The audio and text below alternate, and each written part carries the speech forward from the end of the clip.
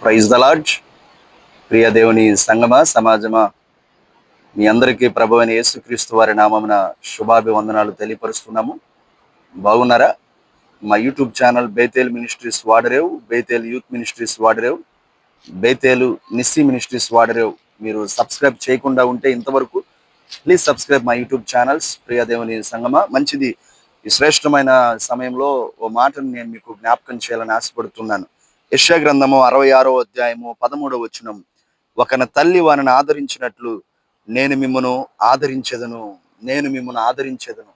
ప్రియమైన దేవుని బిడ్డలారా, మనం నమ్ముకున్న దేవుడు, మనం ఆరాధించే దేవుడు, మనం ఆశ్రయించిన దేవుడు, ఆయన అసమానుడైన దేవుడు, ఆయన సామాన్యమైన దేవుడు కాదు.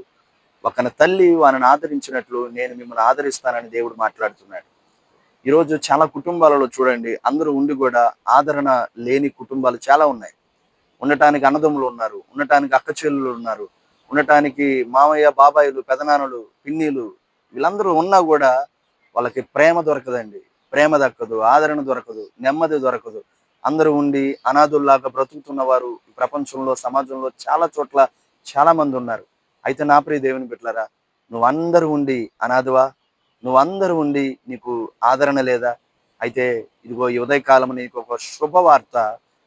యేసు క్రీస్తు వారనే దేవుణ్ణి నువ్వు నమ్ముకోగలిగితే పరలోకంలో నుండి భూలోకానికి ఆయన మానవునిగా నీ కోసమే నా కోసమే ఆయన వచ్చి ఉన్నాడు. నా ప్రియ దేవుని బిడ్డలారా, నీ పాపములు నా పాపములు ఆయన భుజముల మీద వేసుకున్నాడు.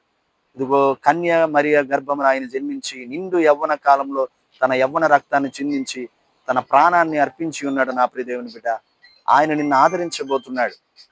ఆయన నువ్వు నమ్ముకోగలిగితే ఈ ఉదయకాలంలో నీకు నెమ్మదినివ్వబోతున్నాడు. అయితే నా ప్రియ దేవుని బిడ్డ, ఎక్కడ మనకు ఆదరణ దొరుకుతుంది అని అంటే యెరూషలేములోనే మీరు ఆదరించబడుదురు. ప్రియ దేవుని బిడ్డలారా, యెరూషలేములోనే మనం ఆదరణ పొందుతామని వాక్యం సెలవిస్తుంది. ఏమిటి ఆ యెరూషలేం అని అంటే, యెరూషలేం అనగా దేవుని మందిరం, యెరూషలేం అనగా దేవుని సన్నిధి.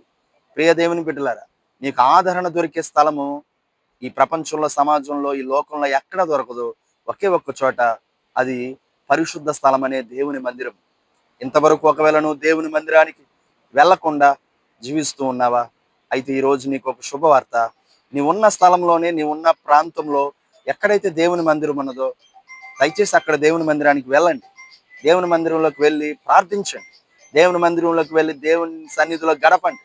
దేవుని సన్నిధిలో నీకు ఆదరణ ఉన్నది. దేవుని సన్నిధిలో నీకు నెమ్మది ఉన్నది. దేవుని సన్నిధిలో నీకు సంతోషం ఉన్నది. అందుకే దావీదు భక్తుడు ఇలా అంటున్నాడు, నేనైతే దేవుని మందిరంలో పచ్చని ఒలీవ చెట్టు వలె ఉన్నాను. దేవుని మందిరంలో పచ్చదనం ఉన్నది. నా ప్రియ దేవుని బిడ్డలారా, చాలా మంది దేవుని మందిరాన్ని నిర్లక్ష్యంగా చూస్తారు.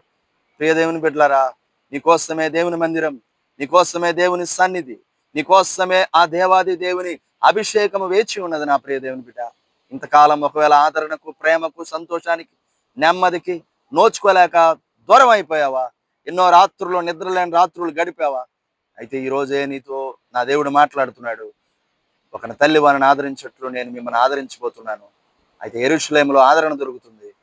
రండి దేవుని సన్నిధికి, చక్కటి ఆదరణ పొందుకోవలసిందిగా ప్రభు పేరిట కోరుచున్నాను. ఆమేన్.